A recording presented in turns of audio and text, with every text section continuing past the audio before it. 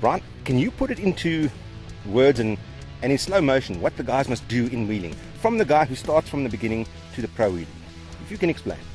Well, you know, the biggest thing, the bottom line with the wheelie is that you want to get it onto balance point. So, in other words, just before the front wheel falls down and just before it goes over and you land on your back. So, to get it onto that balance point is the most difficult part, because it's incredibly difficult to have the throttle control and the clutch control. And of course, if it does go too far, you need to be ready to pull the clutch, hit the back brake, and decelerate at exactly the same time. So that all takes years and years of experience and training to be able to do that. But like anything, it's like practice. Right. So the best thing to do, the way I learned, and I often teach people this, is to find a little bit of a gradient, an uphill, and then instead of having to worry about clutch, brake, or clutch, accelerator, and back brake, leave the back brake out of it. You've already got so much, on the line with your clutch and your accelerator, that we're going to use our feet dangling on the ground to act as the back brake, just to get the feel of where the balance point needs to be. So what we're going to do is we're going to put it in first gear, we're going to find a bit of an uphill, and then we're going to let the clutch out, we're going to go past balance point, and the bike's actually going to flip out backwards. Once it flips out backwards, our feet are going to be on the ground to protect us from falling over backwards. Right. Then what we're going to do is with our feet, that's going to act as our back brake, and the front wheel will come down again. And instead of the front wheel touching the ground, we're going to hit a bit of gas again. And once we hit the gas again, the back wheel, the front wheel will come up, and the back, it'll stay on the back wheel, and then we're going to control that on the accelerator. Now that's going to take a bit of time to get the clutch, accelerator used to it. Once we've done that, obviously, once we're skilled more, we're going to now put one of our feet up onto the back brake on the right foot peg and act as a back brake now, but the left leg will still be there in case you miss the back brake. Okay. And what we're going to do once we've got that dialed, and you're going to go up and down the street or wherever you're doing it, don't do it on the street, but you're going to do it up and down wherever you find an uphill until you've got that perfect feeling of where the balance point is, and once you're used to the back brake. And once you've of course got the back brake dialed, then you're going to put your other foot on, and then you dial, then you're going to be on that balance point. But the idea is not to run on the brake the whole time. The idea is to keep it on balance point using the clutch and the accelerator, and only if you have a problem you hit the back brake. Now, time frame. Everyone's thinking they're going to look at this and do it in 2 or 3 weeks. This actually takes years, doesn't it? Well, to perfect the wheelie on any surface takes years, but to get the throttle control and the clutch control 100% can take you one afternoon. I learned it when I was 12 years old, and I got it in one afternoon. Okay, I used a trials bike, so the seat was a little lower. So if you have access to a trials bike, I would use that, or even take the seat off the motorbike, because then it's lower, or use a smaller type bike. And you guys have got access to all of those kind of bikes, but a lower bike will definitely give you a lot more room for your feet to touch the ground. On these particular bikes, you're quite high off the ground, so it's a little bit difficult to touch the ground. But once you've got that accelerator, clutch control, back brake dialed, you can start doing circle wheelies, and you can start playing around controlling with it. It does. It's like anything. It's time in the saddle, years and years of training to really perfect it. But to get the action on the accelerator right, you could probably do it in a day or two. It's actually quite quick. In honesty, how many times have you fallen doing it? Well, the way that I've explained it now, I never fell off once, because it's such a controlled way of doing it, and nothing really can go wrong unless you really get throttle happy and you whiskey throttle the bike and roots out. That can happen, of course, but if you do it controlled in a controlled environment, and especially using a smaller type, maybe a 4-stroke bike, the 230 type of thing, that type of bike that doesn't have a power band, you can't go wrong. So yes, you can loop it out when you start getting clever, and nobody wants to drag their feet down the road when they're showing their mates how to wheelie. But once you get further down the line and you're starting off with the wheelie with your feet on the pegs, you can maybe take a handful too much and loop the bike out. So that can happen, but touch wood, I've never looped it out and made a fool of myself.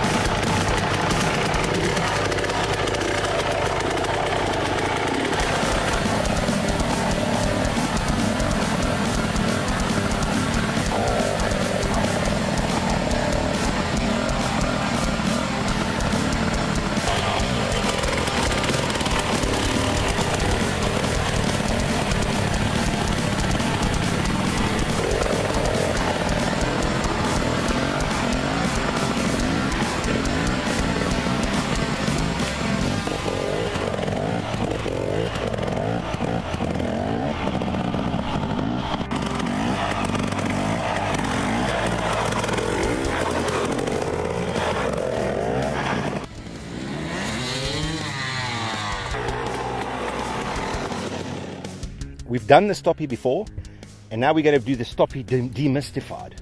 That's not going through it when there's mist, but it's showing you how to actually do it.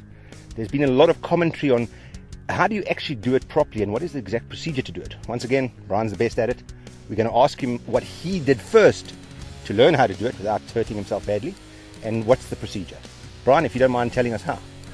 Well, you know, this is really the opposite to the wheelie. You know, there's no way of doing it safely, you know. So the bottom line again is you want to get it onto that balance point, but to find that balance point there's no safety catcher. So, you know, too much is over the handlebars, too little, nothing's going to happen. It's just the back wheel won't come up high enough. So really with this one it's going to take a lot more time, it's a lot more tedious. So what you want to do is you want to build up a little bit of speed, you want to squeeze the front brake, but at the same time you want to put the weight on the front wheel and take the weight off the foot pegs.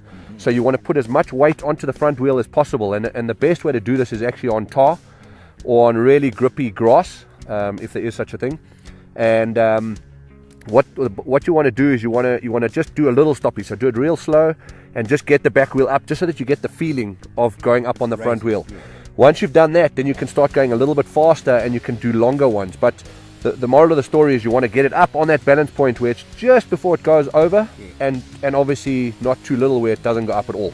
So you know, once again, it's lots of practice, lots of time, but it's very, very smooth on the brake. Don't yank the front brake, and you know, you can't just grab the front brake. You need to take your weight off the foot pegs, number one. You also need to push the front wheel into the ground, and the way that we do that, it's all one movement. So it goes from a little bit of speed, so accelerate first, second gear, squeeze the front brakes, but as you squeeze it, push the suspension down and take the weight off the foot pegs. Right. And when I show you now, you'll see what I mean by that. Trick question, how many times did you fall getting this right?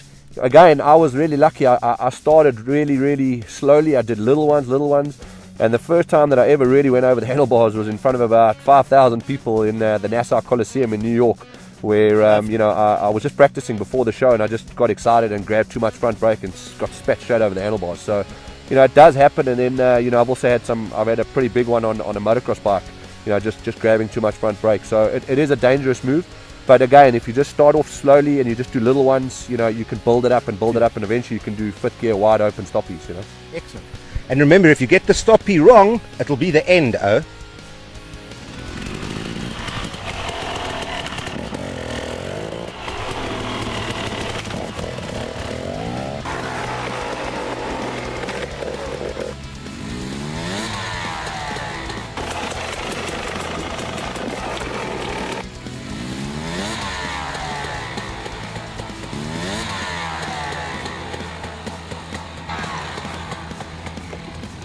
Alright guys, there's been a lot of discrepancy between unweighting a motorcycle, and coming from the trial side, it's not just a trials move. Alright, the way that enduros are going nowadays, extreme enduros, enduro crosses, you guys have to learn how to unweight the motorcycle. Alright, first tip is you've got to be able to jump up on top of the ledge. Okay guys, when you go for the obstacle, remember, it's what you put in is what you get out. So the way we like to teach it first is you can stand in front of the obstacle without the motorcycle, and if you compress your knees, you got to be able to jump up the obstacle. So obviously the lower you go and the harder you kick, the more height you're going to get. So let's try that. You've got to compress down, jump, and don't forget that you've got to jump forward to bring the motorcycle with you. Okay, so it's compress, jump, up and forward. Okay, that's the first hint. If you're not using any legs, you're not going to get any height. And if you're not jumping forward, you're going to be dragging the bike back down. So now what we're going to do now is we're going to get Brent just to show you that move on the enduro bike.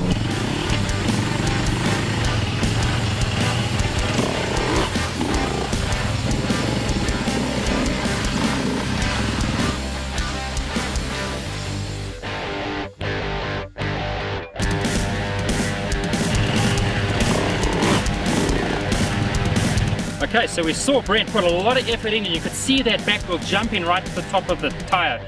Now he's going to show you a demonstration of not using his legs. Watch how little effort goes, and he's going to really make that bike work overtime.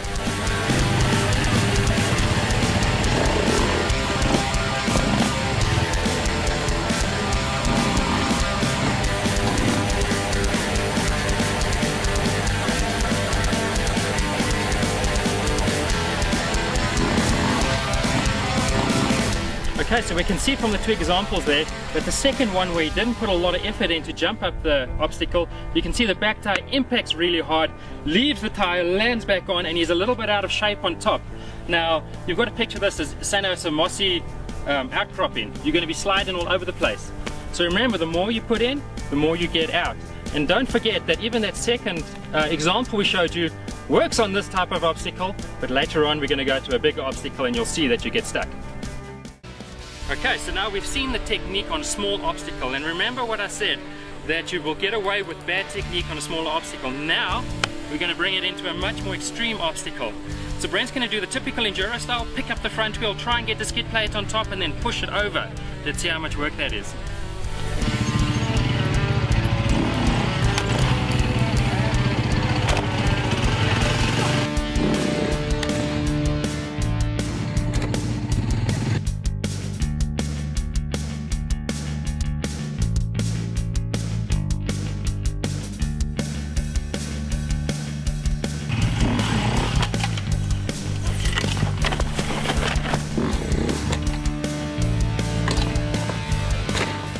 Okay, so we've brought the technique onto a bigger obstacle and Brent's shown you the normal enduro technique. Now remember what I told you right in the beginning, what you put in is what you get out. So now it's a bigger obstacle, I'm going to have to compress more, and jump forward. So let's see how it goes. You can see that I have to put a lot more effort in to get up. So if I just ride up here normally with not a lot of legs, the previous technique that Brent showed you, that's what's going to happen. So what we're going to show now is Brent doing the proper unweighting technique on a big obstacle.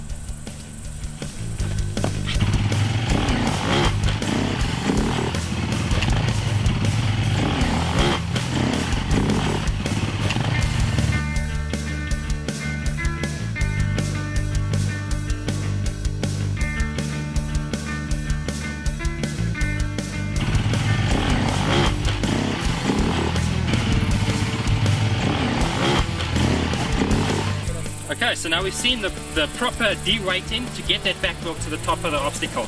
And what we're going to do now is we're going to break it down just quickly for you guys so you know exactly how to do it and practice it.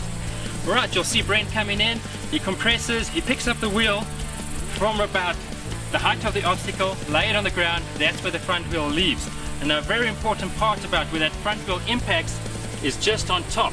So you need to hit the surface of it so you can get good compression. That drives the motorcycle in, compresses both back and rear suspension, and he comes in. What happens then? Everything rebounds. He stalls a little bit in the clutch. You'll see him drop it. At the same time he jumps forward and he jumps up and accelerates off the obstacle.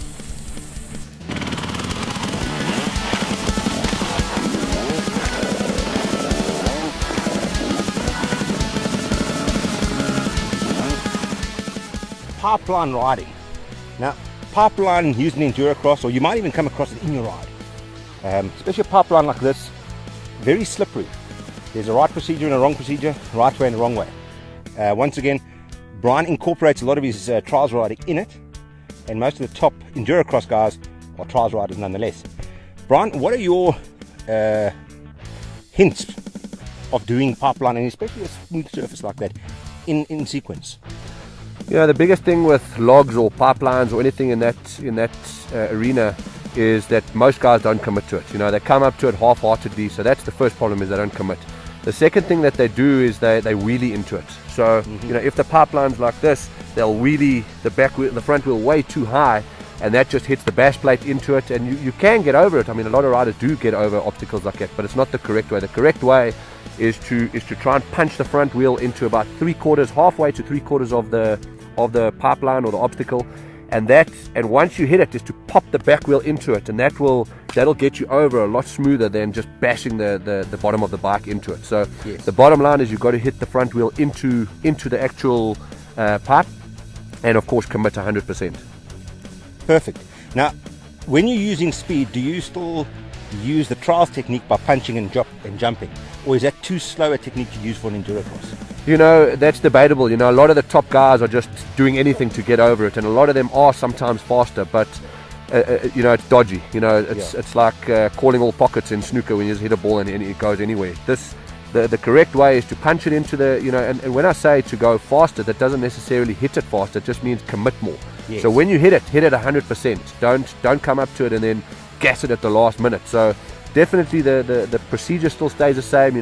Punch the front wheel into it, and that'll bring the back wheel over a lot better. And then of course your body positioning is very important as well. But that's all one move. You can't think about it. Okay, punch the front wheel, move my body back, move it forward. That's one move, and that just again comes from practice. But the biggest thing that you've got to try and remember is to ride the front wheel into the actual obstacle about halfway to 3/4 of the way up, so that it actually brings the whole bike up and over, and instead of bashing the bottom of the bash plate or the bottom of the bike, the back wheel actually traverses over the obstacle. Now, in that sequence, just as a quick thing, where does your body go? Does it go to the front? Do you push your weight forward when you go over it, or to the back? Well, you would think that your body weight would probably lean back, because you want to get as much weight onto the back wheel as possible, because if you can, you want to try and keep the front wheel in the air once you get over the other side. Now, there's nothing wrong with dropping the front wheel, but you never know how high it is on the other side. So when it's not too high on the going up side, you want to try and lean back so that you get as much traction on the back wheel as possible. Yes.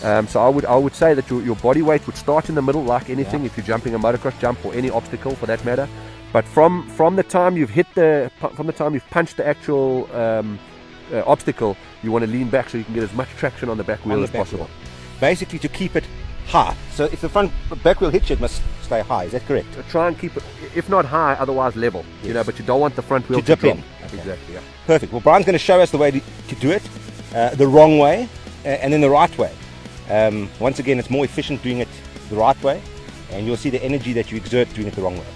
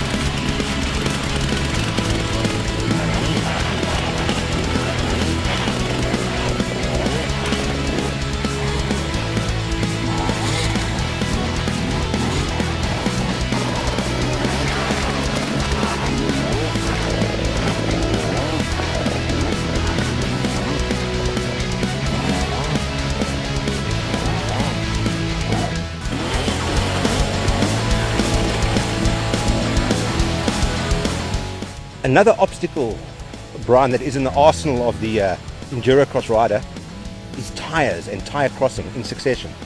In front of us we have these 3 tractor tires. We have called them bulldozer tires before, and we've got lamb-based. So these are tractor tires. Now there's a specific way of doing it without creating a groove, as you will see, and there's an art to it. Brian, tell us the sequences that you would go through to overcome these obstacles.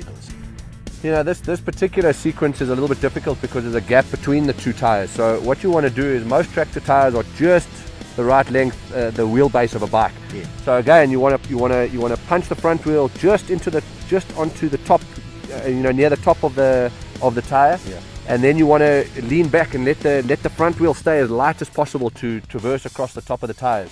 On these particular ones, it's a little bit difficult because there's a gap.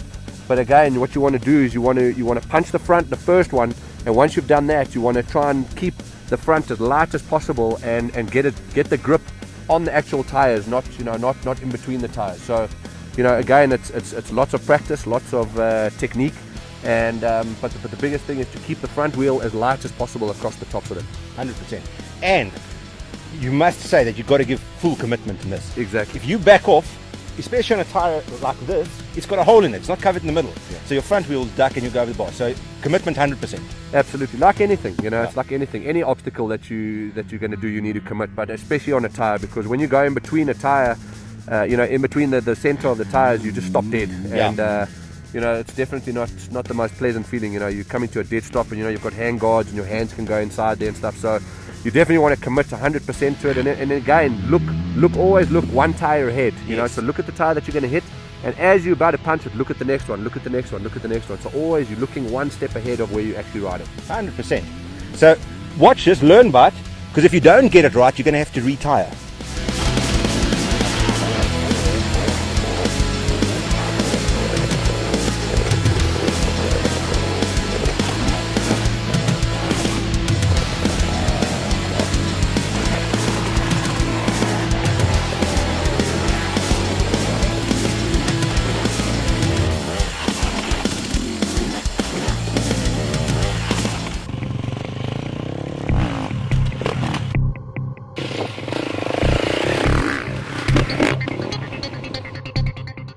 The seat bounce. Now, we have spoken about the seat bounce before and its relevance in off-road riding. Now, it's explained this time. Once again, we want to show you exactly how it's done, step for step.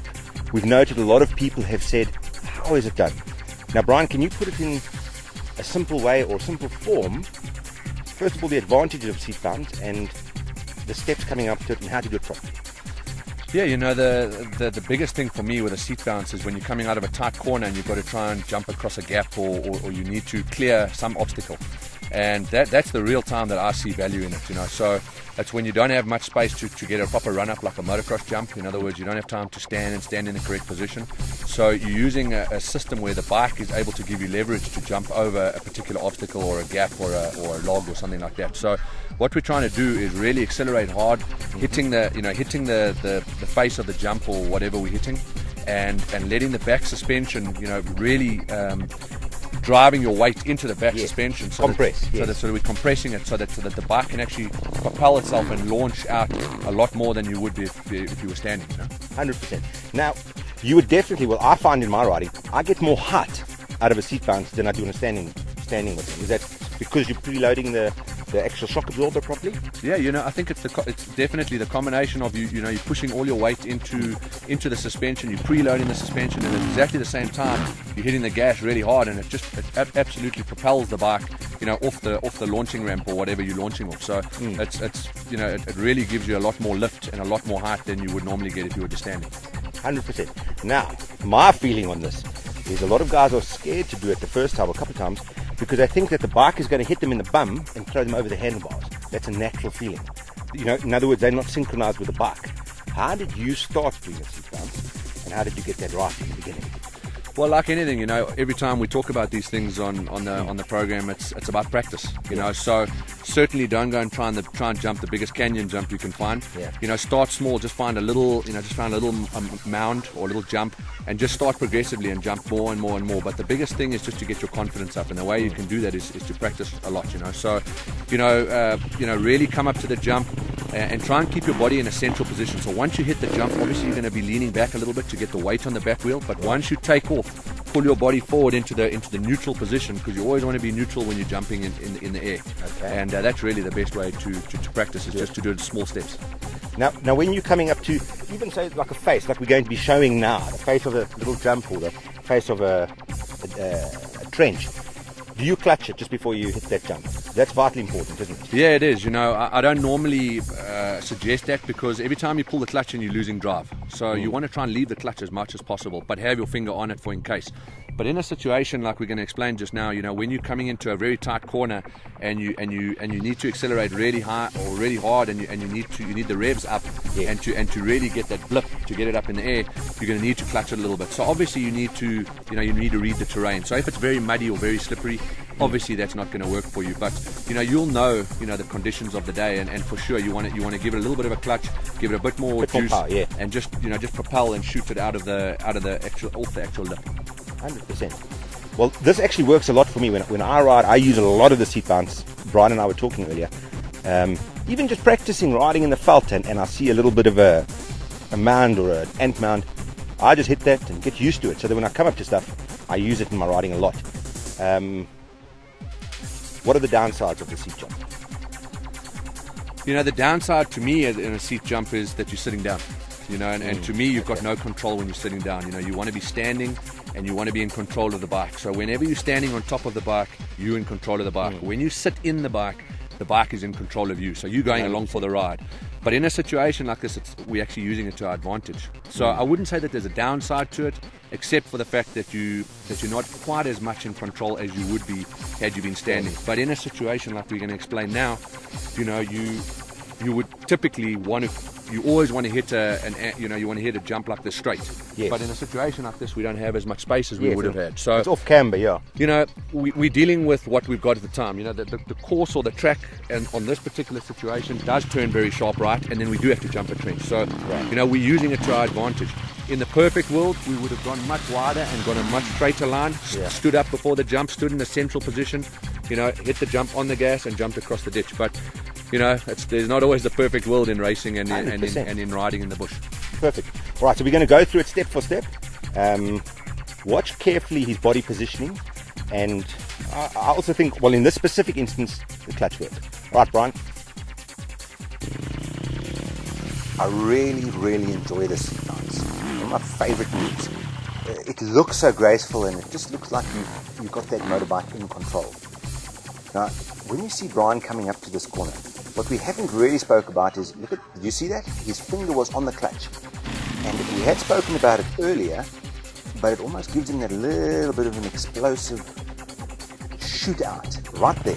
And his body will lift, and now, as you can see there, his legs extend to give it an extra bit of height. So he's going up to there, clutch just touched, an accelerator, almost a whoop type of maneuver, and I love it.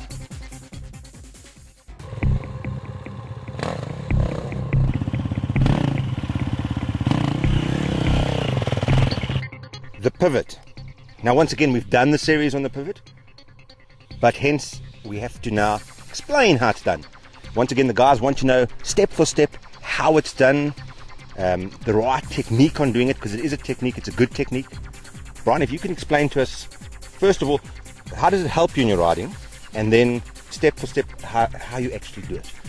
You know, I see so many guys waste so much energy on, you know, trying to turn their bike around. So in a typical situation like we've got over here, you know, what would typically happen is a guy would get up to a situation where he didn't get enough momentum, or he didn't get up the obstacle, and he would get off the bike, pick it up, move it around, get around. What a waste of energy, honestly.